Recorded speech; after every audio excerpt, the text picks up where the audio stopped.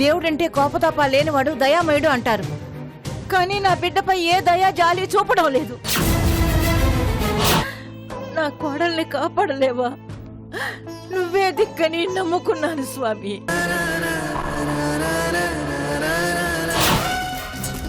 నువ్వు చచ్చిపోవడం నిజం. ఇది ఫైనల్.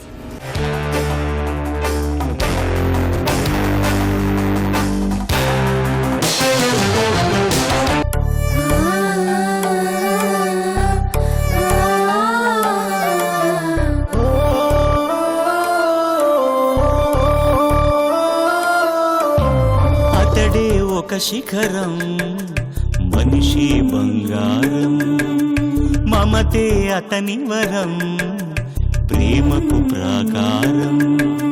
సగము తనువు సతికిచ్చాడు, శిరమున గంగను మోశాడు. కరళజ్వాలను మింగినవాడు పరుల కొరకు తల వంచాడు. పరమశివుని తలపించాడు. శిఖరం శిఖరం శిఖరం శిఖరం శిఖరం శిఖరం శిఖరం శిఖరం.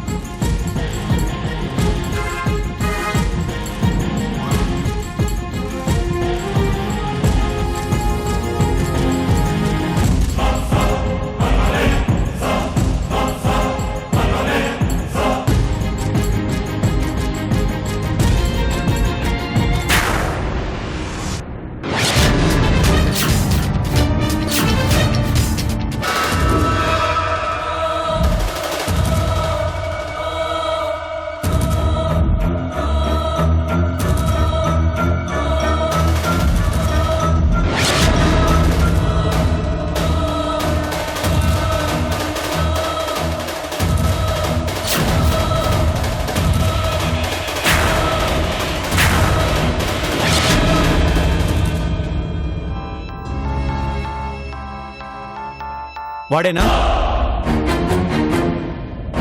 ఏంటి బావగారు భయపడ్డారా? అది బొమ్మ. మీ భార్య గారికి ఇంకా డెలివరీ కాలేదు, ఇంకా నొప్పులు పడుతోంది పాపం. రై, మీ అమ్మ కూడా అలా నొప్పులు పడితేనే నువ్వు పుట్టావురా. తల్లి కష్టానికైనా విలువివ్వు. నేను పుడితే మా అమ్మకి హ్యాపీ అండి. మీకు కొడుకు పుడితే నాకేంటి హ్యాపీ? Total unhappy. రై, నా మీద కోపాన్ని నాపైన చూపించు. ఇప్పుడు నోరు తిట్టిందని నోటి మీద కొడతావా చెప్పండి? చెంప మీద కొడతాం. ఇది అంతే. రై, నువ్వెంత దూరంలో ఉన్నావో తెలీదు, కానీ నీ చావు మాత్రం దగ్గర పడింది.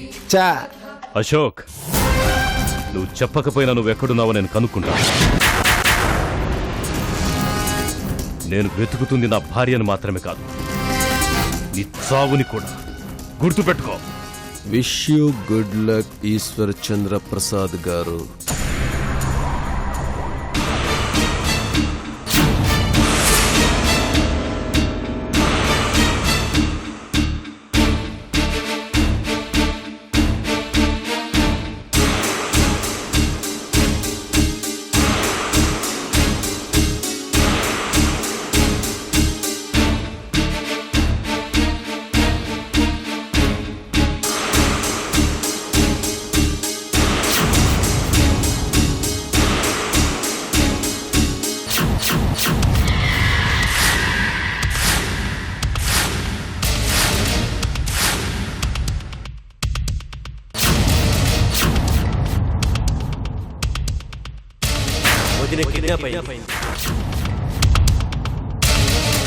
అంత నటించకే, నాకు నీ మీద డౌట్.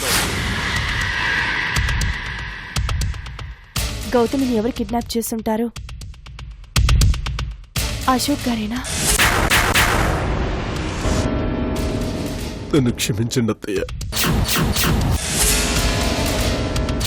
నేనెంత దుర్మార్గున్నో ఎంత నీచున్నో ఇప్పుడే తెలిసింది. ఇంకెప్పుడు నాకు కాల్ చేయకు. మన ఇద్దరి మధ్య ఇదే లాస్ట్ కాల్. తను మారిపోయానని చెప్పాడు. మళ్ళీ నన్ను కాల్ చెయ్యొద్దని చెప్పాడు. కానీ తనకు తప్ప వేరే వాళ్ళకి అవసరం లేదు. ఈశ్వర్కు మేమిద్దరం తప్ప వేరే శత్రువులు ఎవ్వరూ లేరు. సో ఇది ఖచ్చితంగా అశోక్ పని అయ్యుంటుంది.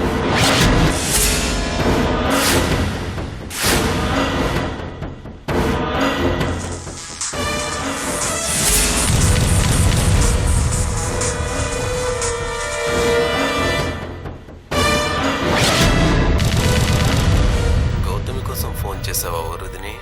కంగ్రాట్స్ అశోక్ గారు. దేనికో? మీరు మారిపోయారని నేను చాలా భయపడ్డాను. మన రూట్లోనే ఉన్నారని తెలిసి శుభాకాంక్షలు చెప్తున్నాను. నేను మారిపోవడమా? అది ఎప్పటికీ జరగదు. వాళ్ళ మనసుల్ని మార్చాను కానీ నా పగని మార్చుకోలేదు వరుదిని.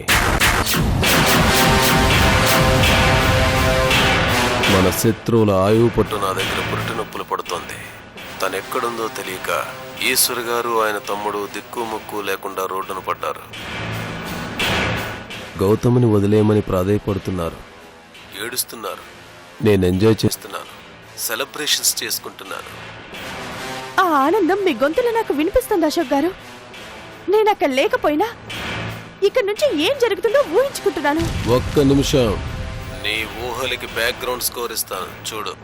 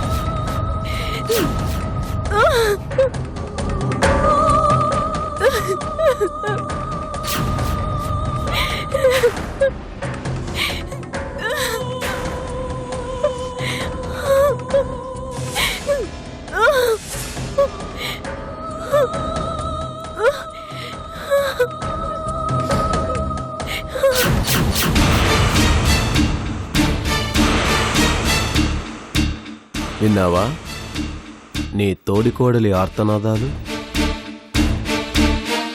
ఎలా ఉన్నాయి వరుదిని? చాలా వినసొంపుగా ఉన్నాయి అశోక్ గారు.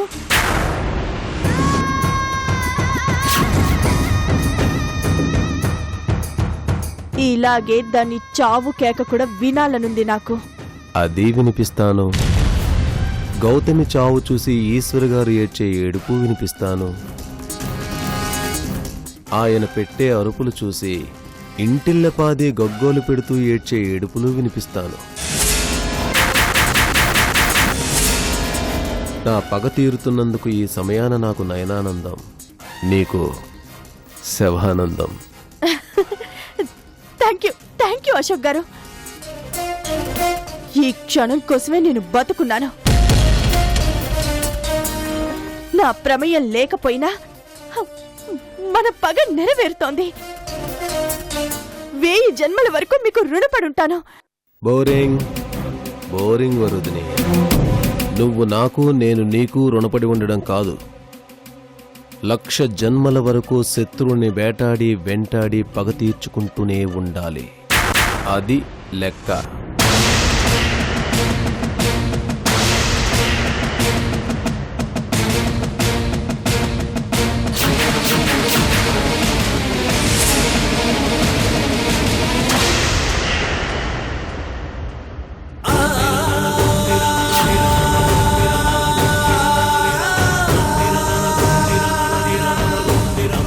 ఇంకెన్ని పరీక్షలు పెడతావయ్యా మాకు?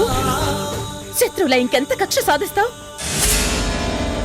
అసలు ఏం తక్కువ చేసావయ్యా నీకు? రోజు తలుచుకోవడం లేదా? లేకపోతే ధూపదీప నైవేద్యాలతో నిత్య పూజలు చేయడం లేదా? నా భర్త నిన్ను నమ్మనంత మాత్రాన ఓ మనిషిగా పగ తీర్చుకుంటావా? కోపాలు రాగద్వేషాలు మాకుంటాయ్యా. మాకు నీకు తేడా లేదు.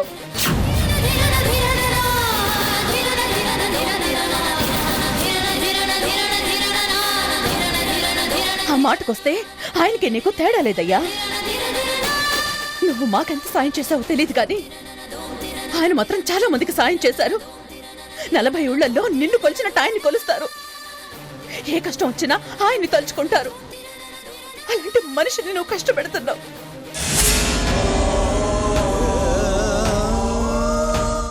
ఏ నువ్వు చేయాల్సిన పని ఆయన చేస్తున్నారని నీకు కుళ్ళుగా ఉందా? నీకు పోటీగా ఊహించుకుని ఇష్టపడుతున్నావా? లేదంటే ఆయన నిన్ను నమ్మి తీరాలని పంతం పట్టావా?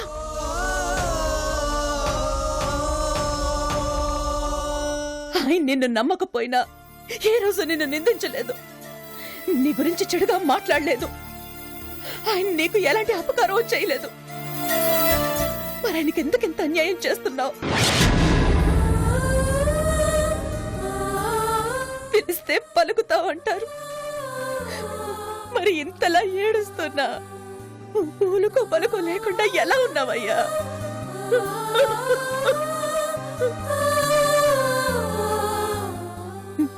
నువ్వు తలుచుకుంటే జరగని పనా ఇది? నువ్వు ఆదేశిస్తే ఆ దుర్మార్గుడు నీ మాట వినడా? నువ్వు మా లోకంలోకి రావాలన్నా నీకు అమ్మ కావాలి కదయ్యా. అమ్మ కడుపులో బిడ్డగానే నువ్వు పుట్టాలి కదయ్యా. మరెందుకయ్యా ఆ తల్లి బిడ్డల్ని హింసిస్తున్నావు?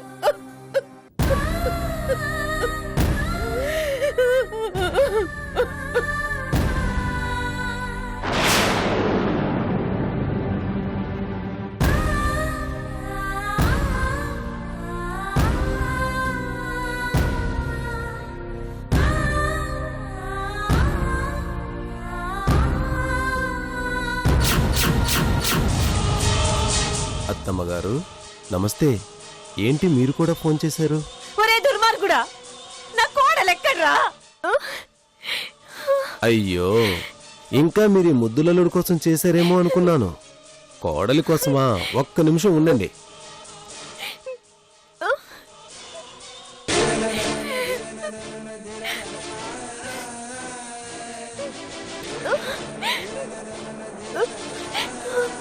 మన అత్తయ్య గారు చెల్లెమ్మ నీ యోగక్షేమాలు కనుక్కోవడానికి ఫోన్ చేశారు. ఎలా ఉన్నావో చెప్పమన్నారు. నువ్వే చెప్పు.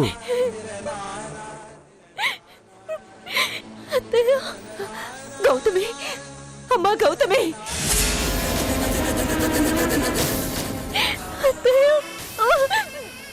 ఎలా ఉన్నావమ్మా? అమ్మా గౌతమి,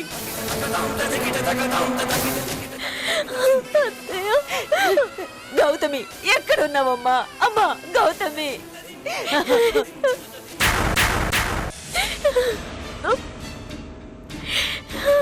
విన్నారా అత్తయ్య గారు?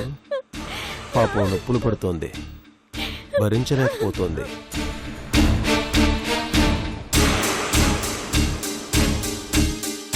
నాకు కూడా చాలా బాధగా ఉంది. అశోక్, నీకు పుణ్యం ఉంటుంది.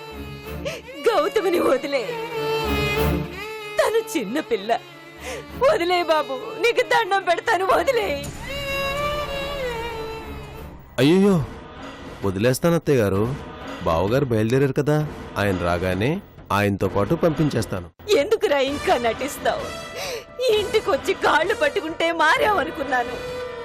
నా బిడ్డ గురించి అడిగినప్పుడు కన్నీళ్లు పెట్టుకుంటే మంచివాడు అయ్యావనుకుని సంతోషించాను. మనసులో ఇంత కుళ్ళు పెట్టుకుని ఎందుకు నటించావురా? ఎందుకు అమాయకురాల్ని హింసిస్తున్నావు? ఏంటత్తయ్య గారు ఇది? ఈ మాత్రం దానికే ఇంతలా బాధపడి అంతలా ఆలోచిస్తున్నారే? మరి మీ ఇంటి కోడలు కావాలని ఎన్నో కలలు కని ఎంతగానో ఆశించి అవమానపడి భంగపడి చివరకు తనువు చాలించిన అనసూయ గురించి ఎందుకు ఆలోచించరు? ఎందుకు బాధపడరు? ఈ సంఘటనతో ప్రాణాలు కోల్పోయిన మా బావ గురించి ఎందుకు ఆలోచించరు? మతిస్థిమితం కోల్పోయి ఎక్కడో తిరుగుతున్న మా అక్క గురించి ఎందుకు ఆలోచించరు? నా పగ గురించి ఎందుకు ఆలోచించరు? ఒక్కసారి ఆలోచించండి అత్తయ్య, ఒక్కసారి మా గురించి కూడా ఆలోచించండి. మీ బావ ఆశపడ్డాడు గాని నా కొడుకు ఎప్పుడు ఆశ పెట్టలేదురా. అపార్థంతో జీవితాన్ని నాశనం చేసుకున్నారు. అది సాకుగా చూపి నువ్వు అమాయకురాల జీవితాన్ని నాశనం చేస్తున్నావు. ఒరేయ్, ఇప్పటిదాకా ఇది దేవుడు శాపం అనుకున్నావురా. దెయ్యం లాంటి నీ పగని తెలీదు. ఏం కావాలరా నీకు? కావాలంటే నా ప్రాణం తీసుకో. గౌతమిని వదిలేయరా, వదిలే. అదేంటత్తయ్య గారు, మిమ్మల్ని నేనెందుకు చంపడం? కొన్ని రోజులు ఆగితే మీకు మీరే పోతారు. ఆ మాత్రం దానికి ఆ పుణ్యం నేనెందుకు మూటకట్టుకోవాలి? మీరు చనిపోతే మీ కన్నతరం మాత్రమే ఆగిపోతుంది. అదే గౌతమి కడుపులో బిడ్డ చనిపోతే ఆ తర్వాత తరం కూడా ఆగిపోతుంది. ఈశ్వర్ అనే వ్యక్తి ఒంటరివాడవుతాడు. అది నాకు కావాలి. ఒరేయ్, మా ఇంటిని నమ్ముకొని వేల మంది హాయిగా బ్రతుకుతున్నారా. అందరికీ మంచివాడైన నా బిడ్డ నీకు శత్రువెలా అయ్యాడురా? ఎందుకు విరోధం పెంచుకున్నావు? రే అశోక్, నీకు ఆయన మీద పగుంటే నన్ను చంపరా? నేను నిన్ను చంపడం ఎందుకు అనసూయ? సాటి ఆడదాని ఉసురు పోసుకున్నందుకు నీకు జరగాల్సిన శాస్తే జరిగింది. ఆడదానిగా పుట్టించిన అమ్మతనం లేకుండా చేసి ఆ దేవుడే నిన్ను మానసికంగా చంపేశాడు.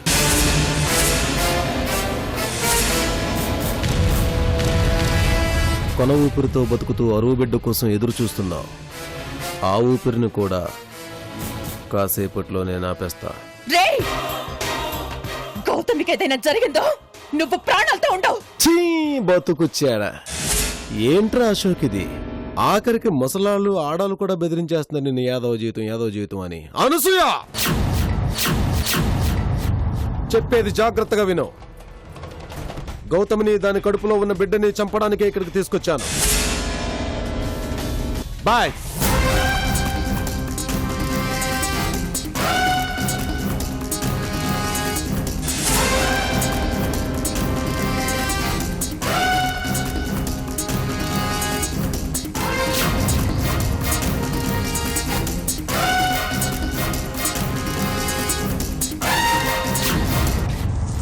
నా ఫోన్ చూడండిరా ఎలా మోగుతుందో. గ్యాప్ ఇవ్వకుండా గనగనగనమంటుంది. దీన్ని కొన్నప్పుడు ఇంత బిజీ అవుతుందని ఎప్పుడూ అనుకోలేదు. దీనికి మహర్దశ పట్టింది. హలో, ఇంకా ఎంత దూరం రా? ఏమో, నాకేం తెలుసు. ఆ దూరం అలాగే ఉంటుంది, కనుక్కో. రై, ఆటలుగా ఉందరా? 2 ప్రాణాలతో ఆడుకుంటున్నావురా నువ్వు.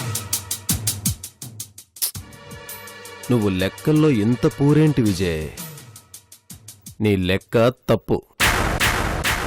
ఇక్కడ 2 ప్రాణాలు, ఈశ్వర్ గారిది నీది కలిపి ఇంకో 2 ప్రాణాలు, హాస్పిటల్లో ఉన్న మీ అమ్మగారు, మీ పెద్దొదిన గారు, మీ చిన్నొదిన గారి నాన్నగారు, వాళ్ళ నాన్నమ్మగారు, వాళ్ళిద్దరక్క చెల్లెళ్ళు, మొత్తం కలిపి 10.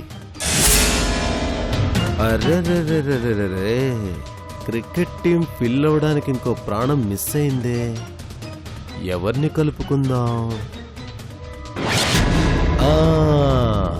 ఉందిగా, దేశాలమ్మడి తిరుగుతున్న మీ అక్క.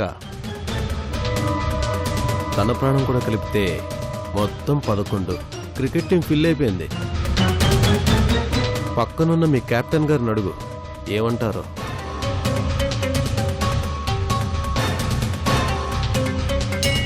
ఏమంటారో? అదిగో సత్యం. గుడి గంటలు కూడా మోగాయి. మీ క్రికెట్ టీంని దేవుడు ఆశీర్వదిస్తున్నాడు విజయ్. రేయ్, ఇంతమందిని బాధ పెట్టే నువ్వు అసలు బాధంటే ఎలా ఉంటుందో తెలిసే క్షణం వచ్చిందిరా. కాసేపు అక్కడే వెయిట్ చేయరా, వస్తున్నాం. అనయ్య, ఒక క్లూ దొరికిందన్నయ్య. ఆ ప్లేస్కి దగ్గరలో సాయిబాబా టెంపుల్ ఒకటి ఉంది. అక్కడి నుంచి క్లియర్ గా బాబా భజన కూడా వినిపిస్తుంది. సుమారు అది ఎంత దూరంలో ఉండొచ్చు? చాలా దగ్గరగా వినిపించింది అన్నయ్య. నా అంచనా ప్రకారం గుడికి వాడున్న చోటుకి 1000 మీటర్ల కన్నా ఎక్కువ ఉండదు. ఈ చుట్టుపక్కల సాయిబాబా గుడి ఎక్కడుంది?